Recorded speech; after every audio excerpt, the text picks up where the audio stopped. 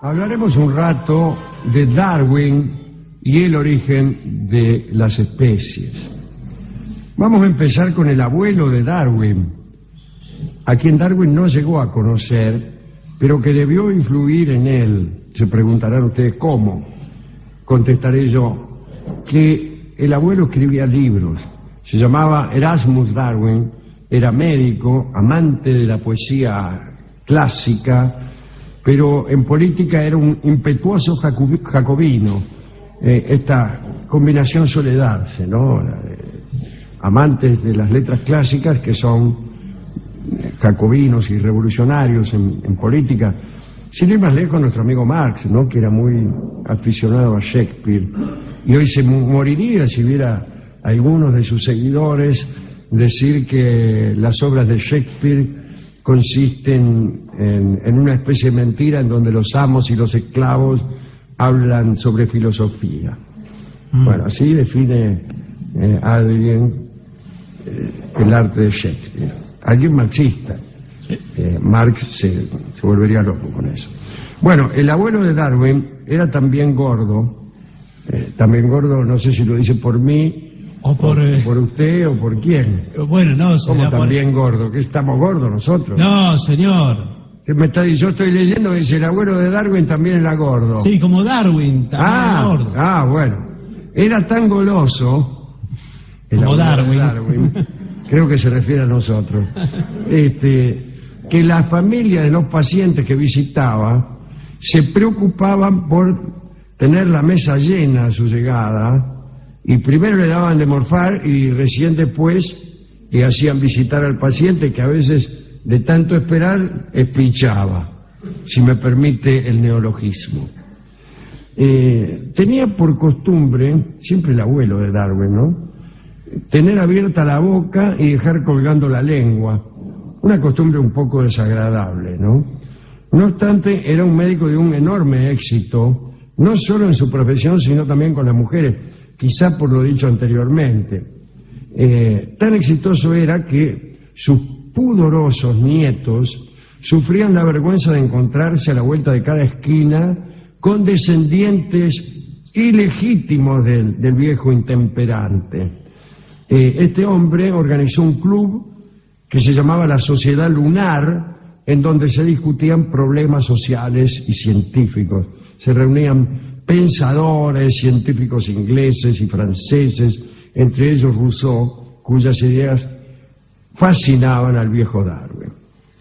Al doctor Darwin también le fascinaba la botánica y escribió un libro que se llama El Jardín Botánico, donde describía el sistema sexual de las plantas. Acabamos de decir que era un viejo un poco libertino. ¿Qué pasa cuando un viejo es al mismo tiempo libertino y amante de la naturaleza? Escribe un libro acerca del sistema sexual de las plantas. Escribió después Zoonomía o Leyes de la Vida Orgánica, y una de las tesis de la obra era que todo individuo desarrollaba a partir de un filamento contenido en el semen masculino y dotado de apetencia formativa, qué sé yo, algo. Se desarrollaba, digo. O sea que Erasmus ya estaba expresando alguna clase de intuición evolucionista, ¿no? Se perfilaba aquí cierta idea de lo progresivo. Erasmus Darwin murió en 1802, tuvo varios hijos ilegítimos, entre ellos Robert, que era el padre de Charles, también médico, pero sobre él no nos explayaremos porque era una buena persona. Y aquí nos interesan los locos, los exópatas, los criminales, los cantores de tango, es decir, gente así. Nuestro amigo Charles finalmente nació en Shrewsbury, que es una pequeña ciudad, en 1809. Pasó una infancia dorada, era hijo de una familia acaudalada, aunque el lugar era bastante shome, porque estábamos en plena revolución industrial y por ahí vivían muchos obreros que no la pasaban muy bien, que digamos. Tenía 8 años el niño Darwin cuando murió su mamá. Las hermanas tomaron las riendas de la casa, trataron de educar al chico, que era un muchacho tranquilo, observador, no muy aplicado, iba a una escuelita y allí tenía el hobby de coleccionar por su cuenta insectos repugnantes. Una vez estaba juntando escarabajos, encontró uno, lo agarró con una mano, otro lo agarró con la otra, y cuando encontró el tercero se puso el segundo, el que tenía la mano izquierda, en la boca. El escarabajo lo picó y anduvo sin poder hablar durante un mes. Esto debe servir de ejemplo a los niños que están soñando con inventar teorías nuevas. Los va a picar un bicho y no van a poder hablar por un mes. A los 16 años lo enviaron a la Universidad de Edimburgo para estudiar medicina. Seguro que lo obligó el padre. Y allí sintió una inmensa repugnancia por la enseñanza que se impartía y por la medicina en general, ¿no? El padre, viendo que los estudios del chico no eran ni para atrás ni para adelante, le propuso seguir con la carrera eclesiástica. Y Charles lo pensó durante un tiempo, se interrogó sobre su vocación religiosa y después aceptó. Fue a la Universidad de Cambridge, pero la formación religiosa comprendía algunas nociones científicas aceptadas, ¿no? Allí comenzó a leer, a adquirir algunos materiales de teología natural, y por ahí llegaban a sus manos cosas más avanzadas, como por ejemplo las escritas por su propio abuelo, ¿no? Y también leía Lamarck. Lamarck hablaba de la fuerza modeladora del medio ambiente. Ya había algunas nociones de evolucionismo, pero bueno, Darwin todavía no cachaba una. De todos modos, el propio Lamarck dijo: la vida humana es tan corta y el tiempo biológico tan largo que es imposible observar la evolución a medida que ocurre. ¿Qué querés? Sí. ¿No? Que vas a andar viendo como un mono se vuelve hombre. Bueno, no. Bueno, como consecuencia de las guerras napoleónicas, España cayó en desgracia y algunas naciones sudamericanas empezaron a luchar por su independencia. Inglaterra de algún modo favoreció esas luchas para mejorar su comercio, etcétera. Mandó muchas naves con distintos objetivos. Entre esas naves estaba una que tenía como fin hacer toda clase de estudios. Esa nave era la Beagle, con el capitán Fitzroy a la cabeza, y se mandó una expedición científica que fue la más grande hasta entonces de la historia, ¿no? Y recorrió todas las costas de Sudamérica, desde San Clemente el Tuyú, que no existía todavía, por cierto, por suerte, hasta la isla de Chiloé. Claro, pasando por lo que es el canal de Beagle. Sí. Se presenta Darwin porque oyó decir que necesitaban un naturalista. Bueno, Fitzroy lo entrevistó y no le gustó la cara de Darwin. A mí tampoco. ¿Pero qué tiene que ver la cara? Porque era un poco fisionomista, Fitzroy. Creía que la cara de la gente decía algo sobre la mente de la gente. Yo creo también eso. ¿Usted nunca vio una foto de Darwin? Sí. No necesitaba perro. Lo vio y dijo, tómesela. Bueno, al final, no sé con qué acomodo, anduvo por ahí, ¿no? Darwin era más bien una molestia para todos, porque en cada puerto se bajaba, juntaba insectos, bichos, llenaba todo el barco de porquería, ¿no? Cuando llegó al sur argentino, anotó el parecido entre los fósiles de algunas especies ya extinguidas y los esqueletos de especies vivientes en la Pampa. Después descubrió que ciertos ñandúes eran reemplazados por tipos distintos pero semejantes. Cada zona estaba poblada por una forma representativa diferente. Y al parecer, eso no era el resultado de creaciones separadas, sino consecuencia de la separación geográfica. Entonces, ¿cómo? ¿No era que Dios creó a todos los animales expresamente, dijo Darwin, allá entre sí, ¿no? Cuando nadie lo escuchaba? Durante el viaje tuvo algunos encontronazos con el capitán, pero bueno, no pasaron a mayores. Al regresar tuvo la idea de casarse cuando llegó a Inglaterra se sorprendió con los honores con los que lo recibieron. Había adquirido una celebridad que no esperaba y se casó con su prima, no con su prima, Barton. No, ya sé. No con la prima de él. El 29 de enero de 1839, le digo por si le viene de festejar. Se mudaron al número 12 de la calle Upper Gorwell de Londres y tenían una casa ahí, tipo la llenó de bichos también, casa linda. Y ahí estuvo, empezó a escribir sin mostrarle nada a nadie, un esbozo de lo que sería el origen de las especias, ¿no? Bueno, en realidad perdió la carrera porque hubo otro que publicó esta misma teoría antes que él, y que fue Wallace. Wallace lo escribió antes. Había algunas trabas socioculturales que obstaculizaban naturalmente esta clase de teorías, ¿no? Una era la visión bíblica de un único creador con seres estables, o la visión griega, platónica, según la cual el mundo físico era un espejismo del cual se podía obtener poca información confiable, ¿no? Las únicas cosas que existían eran las ideas, las cosas inmutables. Bueno, qué sé yo. Trabajaba muchas horas Darwin, mucha debilidad, mucha jaqueca, palpitaciones. Bueno, escribir es lindo cuando ya está escrito, pero si no te dan todas esas cosas. Pero más bien parece que el origen de sus males era una enfermedad infecciosa que se agarró en las pampas argentinas. Y esto pudo haber sido el mal de Chagas, ya que él decía que lo había picado un gran insecto negro, la vinchuca probablemente. En 1844 completó la redacción de El origen de las especies. Bueno, qué sé yo, le costó mucho. Y había obtenido el resultado de explicar el desarrollo del designio por obra de la casualidad. Reunió principios de variación aleatoria, ¿no? La supervivencia del más apto. Suele pensarse que esto de irse modificando las especies sucede del siguiente modo.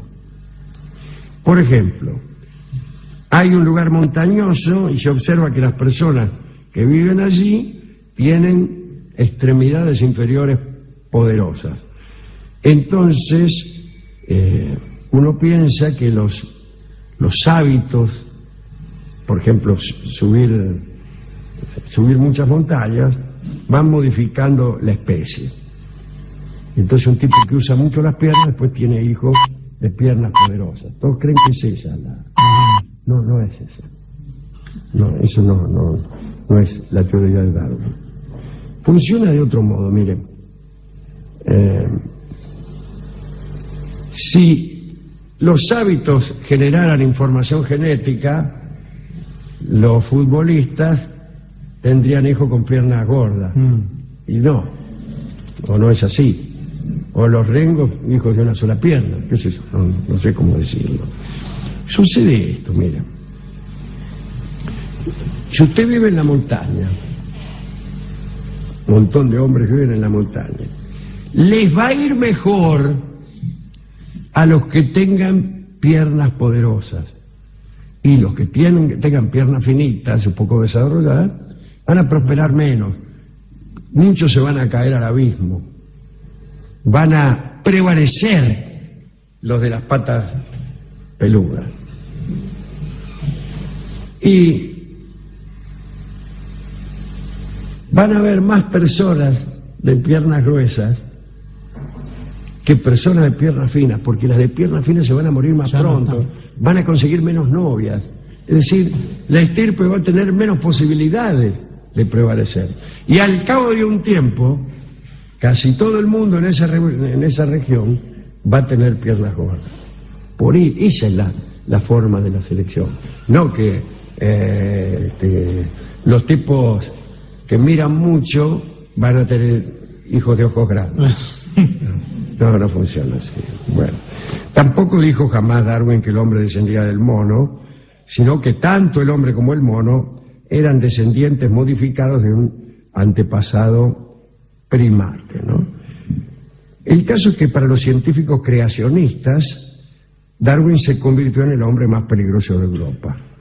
Sufrió mucho y al final de su vida publicó El origen del hombre y la selección con respecto al sexo, y un día se murió. Murió a los 73 años y la sociedad a la que tanto había escandalizado le tributó los honores máximos. Se lo sepultó ahí en la abadía de Westminster, junto a Newton, junto a Faraday, todos esos tipos, ¿no? En 1925, en el estado de Tennessee, había un maestro llamado John Thomas Scope, que enseñaba la teoría de Darwin, y le prohibieron hacerlo. Y le dijeron que no lo hiciera, que no le enseñara a los chicos eso. Y el tipo se lo siguió enseñando. Entonces vino un tipo y lo denunció. Y le hicieron juicio. En el año 1925, ya en nuestros tiempos. Y para defenderlo vino desde el este el famoso abogado Clarence Darrow, que era un defensor de muchas causas, a veces de criminales. Aparece en el libro Compulsión. Yo no sé si alguno de ustedes lo habrá leído. Ese libro que tenía un par de anteojos en la tapa y que contaba la historia de dos chicos, no me voy a acordar el nombre. Uno de ellos es Judah Steiner, que cometen un crimen, matan a un niño, y el defensor es Darrow. Bueno, Darrow viene a defender a Scope, y eso tiene un eco nacional, y la nación se divide entre creacionistas y evolucionistas. Finalmente pierde el juicio el maestro Scope, y igual lo condenan a una pena simbólica, creo que son $100 o $1, no me acuerdo. De esos, pero igualmente eso llama la atención de toda la nación, y es realmente una fuerte ayuda para la causa darwiniana en una nación como los Estados Unidos de América, donde hoy todavía un porcentaje elevadísimo de su población cree que el mundo fue creado en 6 días, no de un modo metafórico, sino de un modo literal, que la Tierra fue creada un día de agosto del año 4004 a.C., y que su creación duró 6 días, y que todo lo que dice la Biblia es verdadero desde el punto de vista científico y no metafórico. Un altísimo porcentaje de personas que incluso no mandan a los chicos al colegio, que tienen videos creacionistas, publicaciones creacionistas, y estudian, como he dicho, como me olvidé de decir, en su casa, para que los chicos no vayan al colegio y entren en controversia con niños evolucionistas, bla, bla, bla, bla, bla. Quiere decir que aún hoy es controvertido nuestro querido amigo Darwin. ¿A quién dedicar esto? Bueno, a él, a su esposa, que me imagino qué vida le habrá dado, ¿no? Llena la casa de bichos, de monos. No toques esa araña. ¿Quién me agarró? Sí. La vizcacha. Pero esa era para el guiso, bueno. Al abuelo también dedíquese. Al abuelo, sí, que era un abuelo intemperante. Sí. Pero que ya venía anunciando. Ya, ¿no? Venía, yo al final tenía razón yo, decía el abuelo, como todos los abuelos. Muy bien, hemos ido al a lo del discotecario que se declaró creacionista y antidarwiniano, diciendo que en qué cabeza cabía, etcétera. Y nos dio, sin embargo, un disco evolucionista, que es el tango llamado El Monito. Ah, mire. Que ya desde su título nos informa acerca de cuál es su visión acerca de estos asuntos. Asuntos que Darwin empezó a sospechar justamente donde le dije en el bloque anterior, casi como una premonición, en las Islas Galápagos, cuando se preguntó por qué estas tortugas eran tan distintas a las que había, sin ir más lejos, en el continente sudamericano. Bueno, no encontró la respuesta, pero encontró muchas cosas interesantes. Escuchamos ahora al Monito en la versión de su autor, Julio De Caro.